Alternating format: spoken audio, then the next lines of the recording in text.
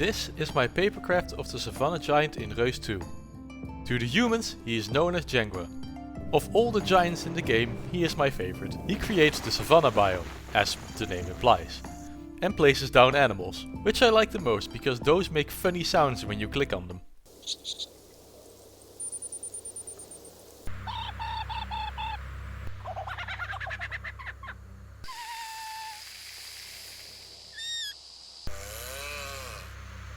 Besides that, there were some other reasons why I chose the Savanna Giant for the papercraft. All the other giants had something that made them less than ideal for construction. The Rock Giant, while being the main face of the game in all the promotional art, just seemed to be difficult to balance, being more top heavy and just being very prone to falling over. Similarly, the Ocean Giant also seemed to be a balancing nightmare, having to be supported by those small squiggly sticks. The Ice Giant is too edgy because of its many spikes. With paper I couldn't do the Slimy Swamp Giant justice, and I also didn't want to do the Forest Giant as he has bits that are literally floating, and I already have plenty of monkeys on my shelf.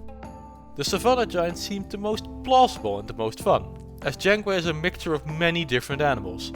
I can see some dog in there, some cat as well, and he's from the savannah, so probably also was some gazelle. After making the decision, I started designing. To capture the sheer size of the giants compared to the humans, I wanted to make this papercraft a big one. Not to actual scale, that would never fit on the shelf, but at the very least make it large. So to get a feeling from the size, I started with only the front foot and would work my way from there. However, even before printing, I knew something was wrong, as I needed 3 separate pages for just the front foot alone. Usually a papercraft of normal size could fit on 3 pages in its entirety. So after making it, it turns out it was a bit on the large side. I did also notice that looking from the bottom of the paw, it kinda looks like a bear claw. So it also has bear inspirations? Should probably start a list to note it all down. If I would have continued with these proportions though, it would dwarf anything I have ever made before, which once again wouldn't fit on the shelf. So I made it about 50% smaller and continued from there. Test build 2 features the remaining legs and the body. Because of the size reduction, the details that were already small are now even smaller. This causes a problem for the foliage on the front legs and the toes. Normally the Savanna Giant has 7 acacia trees on both legs, but because the trees are at their smallest 8 mm in size, it takes a lot of effort and carefulness to not accidentally break them. This is even more the case for the area between the branches and the leaves, which needs a knife to cut out. The branches have a width of 1 millimeter, so the slightest slip up ruins the entire tree. To save myself the headache, I made the in-between part between the leaves and the branches a mixture of both branch and leaf colors, so I don't have to cut it out anymore. Also, I only made 5 per leg instead of 7 to maintain a good distance between them. The toes aren't necessarily that difficult to make, but because they are also very small, I need to be very careful while making them.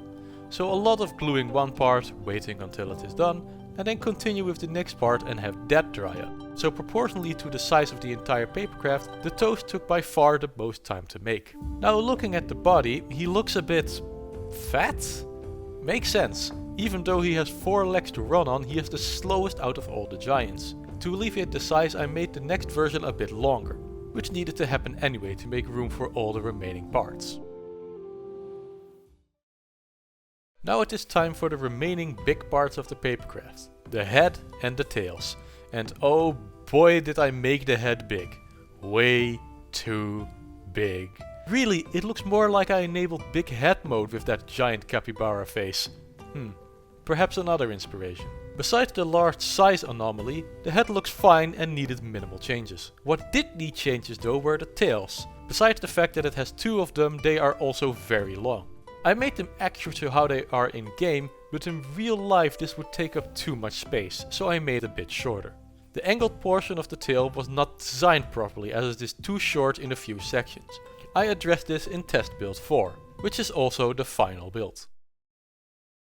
Before I started with the last few additions to the papercraft, there were a few questions that still needed to be answered. The first question is about the horns. In game, the horn in front is always larger than the one in the back. Even when you turn around, the horn that was big before is now suddenly the small one. Clear this up, I messaged the developer of the game and asked if he could explain. He told me that the back horn becoming smaller is there to give depth. In reality, they are the same size. I also asked him about what the back part of his head looks like, because no matter what animation you make him do, you can never see it. He answered that he was partially inspired by large elephant graves, so something elephant related probably. I suppose the tusks is where the elephant part comes into play. I'll add the elephant to the list. Speaking of the tusk, that was what I made next, and it came out perfectly, so no further changes. What did not go smoothly though were the horns. First I tried to be fancy and tried an octagonal base and have all the 8 segments slowly come back together, but that didn't really work all too well. So the second version was done with a square base instead. Besides the first version of the horns being too big, a simple size reduction made them fit on the head. Now the only part that remain are the small and sometimes insignificant details, like the bones on his back, the small extensions above the eyes, these rocks on the front legs and these spikes on the hind legs, which I never noticed before starting the design for this papercraft.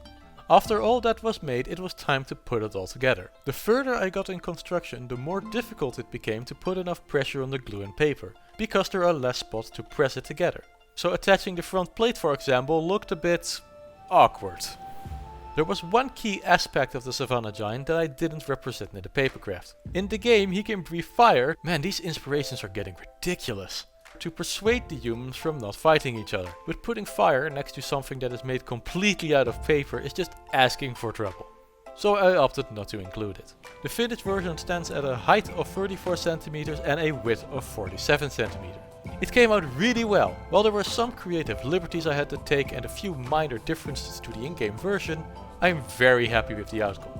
I also hope that you liked watching this video. And for now, I wish you a wonderful day.